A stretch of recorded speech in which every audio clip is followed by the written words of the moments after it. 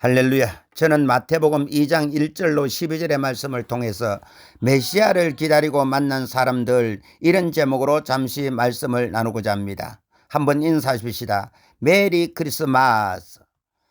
예수님의 탄생은 역사상 가장 위대한 일이요, 인류의 참 소망과 기쁨이 되십니다. 성경은 구약 창세기로부터 시작해서 말라기까지 절망적인 인류에게 여러 선지자를 통해서 구원자 메시아를 보내주겠다고 약속하고 있습니다. 그럼에도 불구하고 정작 예수님께서 이 땅에 오실 때 주님을 경배하고 맞이한 사람들은 몇 사람에 불과했습니다. 더 놀라운 것은 이들이 천하를 호령하는 권세자들도 아니요, 백성들의 죄를 위하여 하나님께 제사 드리는 제상도 아니며 하나님의 말씀을 가르치는 서기관도 아니고 율법을 온전히 지켜가는 바리새인들도 아니었습니다. 아기 예수님을 만난 이는 우리가 전혀 상상하지도 못하고 심지어 외면하고 천하게 여긴 사람들이었습니다. 그러므로 저는 이 시간에 2000년 전에 만왕의 왕이요 만주의 주로 오신 예수 그리스도를 만난 사람들을 통해 은혜를 나누고자 합니다. 첫 번째로 동방박사입니다. 동방은 페르시아 즉 바사를 가리키는데요, 바벨론이 메대와 바사의 연합군에 멸망을 당한 후 바사가 메대를 제거하고 페르시아 제국을 세웠습니다. 이 페르시아 제국에 하늘의 별들을 연구하는 점성가들이 있었는데 이들은 당대 최고가는 천문학자들입니다. 이들은 별자리를 보고 과학적인 방법으로 날씨라든지 인류의 역사 등 미래를 예측하는 일들을 하였습니다. 그런데 어느 날 평소와는 사뭇 다른 특별한 별이 나타났던 것입니다. 이들은 직감적으로 위대한 왕의 탄생을 알리는 별인 것을 확신하고 이 별을 따라 나서기로 작심하였습니다. 그들이 준비한 예물을 우리는 잘 알고 있습니다. 황금과 유황과 몰약이지요. 황금은 황제만이 사용하는 물품이요, 유황은 성전에서 하나님께 드리는 기름이며 몰약은 죽은 시체에 바른 향료입니다. 동방박사들이 이것을 준비했다는 것은 그들 속에 메시아에 대한 대만 기다림이 있었다는 증거인 것입니다. 또한 800에서 900km 되는 거리를 오려면 보통의 마음가짐과 신앙으로는 불가능한 일입니다. 장장 3개월에 가까운 긴 여행이기 때문에 텐트도 준비해야 되고 먹을 양식도 준비해서 낙타에다가 짐을 싣고 긴 여정을 떠나야 되는 것이었습니다. 그러므로 우리가 익히 알고 있는 동방박사 세 사람 정도가 아닙니다. 큰 무리를 지어 아기 예수 탄생을 축하하러 페르시아에서 멀고 먼 길을 헤치고 유대로 향했던 것입니다. 이들은 별을 따라 유대 수도 예루살렘에 이르자 안도의 한숨을 쉬고 사람들을 붙들고 이렇게 묻습니다. 유대인의 왕으로 나시니가 어디 계시냐? 우리가 동방에서 그의 별을 보고 그에게 경배로 왔노라. 이 소문이 왕궁에 들리자 가장 놀란 이는 헤롯입니다. 자기가 왕인데 또 다른 왕이 태어나다니요. 그래서 한급하게 제사장들과 서기관들을 불러놓고 그리스도가 어디 나겠느냐고 묻습니다. 그때 그들은 미가 선지자가 예언한 미가서 5장 2절의 말씀을 들려줍니다.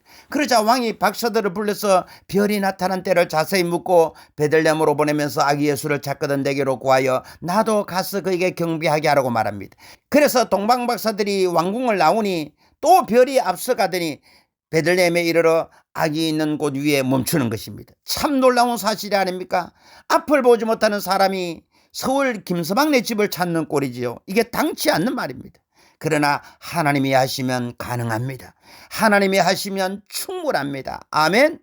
그래서 아기 예수께 경배하고 황금과 유황과 몰약을 예물로 드리고 고국으로 돌아가려고 하는데 꿈에 헤롯에게로 가지 말 것을 지시받고 다른 길로 갔다고 성경은 말씀하고 있습니다. 그렇습니다.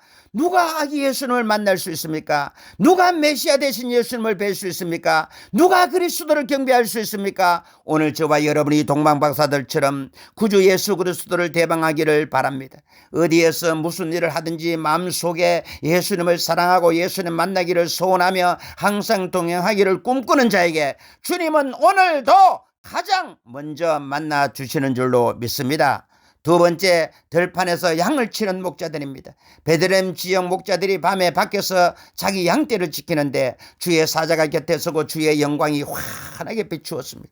이때 목자들이 크게 무서웠다고 성경 기록하고 있습니다. 그러면서 천사가 이렇게 말합니다. 누가복음 2장 10절로 11절에 보라, 내가 온 백성에게 미칠 큰 기쁨의 좋은 소식을 너에게 전하노라. 오늘 다윗의 동네에 너희를 위하여 구주가 나셨으리 곧 그리스도 주시니라.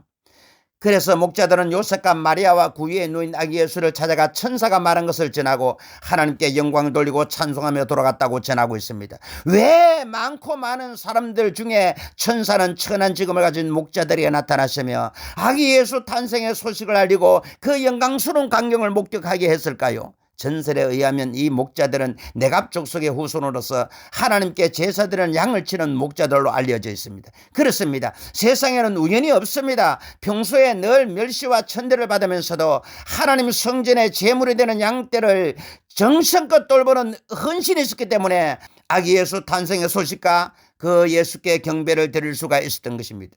그러므로 저와 여러분도 이 세상에 어떤 조소와 비난의 흔들림이 없이 주를 섬기고 예배하는 자가 되기를 주 이름으로 축원합니다. 그러면 부활의 주님을 날마다 만날 수 있고 주의 재림의 나팔 소리를 들을 수가 있을 것입니다. 세 번째 시몬입니다. 모세 율법에 의하면 남자가 낳으면 33일, 여자를 낳으면 66일이 지난 후에 정결의식을 행하여야 되었습니다. 그래서 아마도 요셉과 마리아는 33일이 지난 후에 아기 예수와 더불어 정결의식을 행하기 위하여 성전에 올라갔을 것으로 추측합니다. 이때 시몬이라는 사람이 있었는데 그는 의롭고 경건하여 이스라엘의 위로를 기다리는 자고 성령이 그 위에 계시더라고 말씀하고 있습니다. 그리고 아마 나이가 상당히 많았던 것 같습니다. 그래서 성령께서 말씀하시기를 그리스도를 보기 전에는 죽지 아니하리라 하시는 것입니다.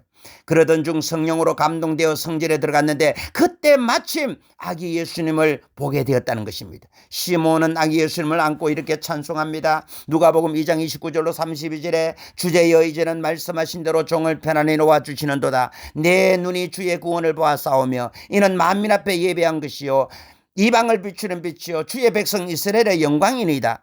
그렇습니다. 이스라엘의 위로를 기다리는 자라 성령이 그 위에 계시더라. 어떻습니까? 저와 여러분은 이 세상의 것으로 만족합니까? 아니면 주의 위로가 필요한 자입니까? 그리고 성령이 함께하는 자입니까? 주의 위로를 기다리는 성도와 성령 충만한 성도가 되기를 주 이름으로 축원합니다. 그리할 때 저와 여러분은 예수 그리스도를 언제나 만날 수가 있는 것입니다. 네 번째, 아셀 지파 바누엘의 딸 안나 선지자입니다. 누가복음 2장 36절에 나오는 내용입니다.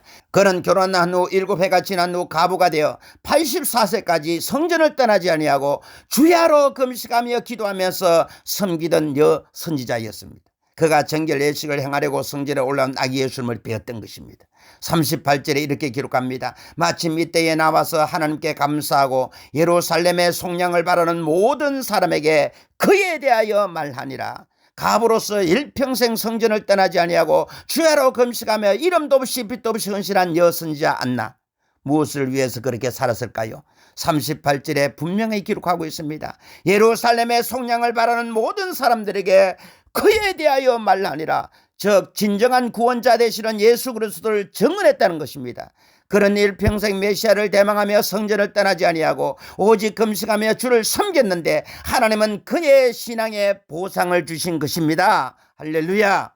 그렇습니다. 하나님은 주를 경외하는 자들을 찾으시는 것입니다. 갈라디아서 6장 7절에 스스로 속이지 말라. 하나님은 업심여김을 받지 아니하나니 사람이 무엇으로 심든지 심은 대로 거두리라 말씀하고 있습니다. 오늘 저와 여러분이 세상 풍조의 흔들림이 없이 성전에 나와 하나님께 영광을 구하면 오늘날도 하나님은 살아계셔서 자기를 찾는 자들에게 상을 베푸시는 줄로 믿습니다. 결론으로 말씀드립니다. 올해도 크리스마스를 맞습니다. 해마다 맞는 크리스마스이지만 구주 예수를 대망하는 자에게만 크리스마스가 되는 줄로 믿습니다. 오늘날 동방박사가 되십시다. 오늘날 밤에 양떼를 지키는 목자가 되십시다. 오늘날 주의 위로를 기다리는 시몬, 성전을 떠나지 않고 밤낮으로 금식하며 주를 섬기는 안나가 모두 되기를 주님의 이름으로 축원을 드립니다. 그러면 우리는 365일 언제나 메리 크리스마스가 되는 줄로 믿습니다. 아멘.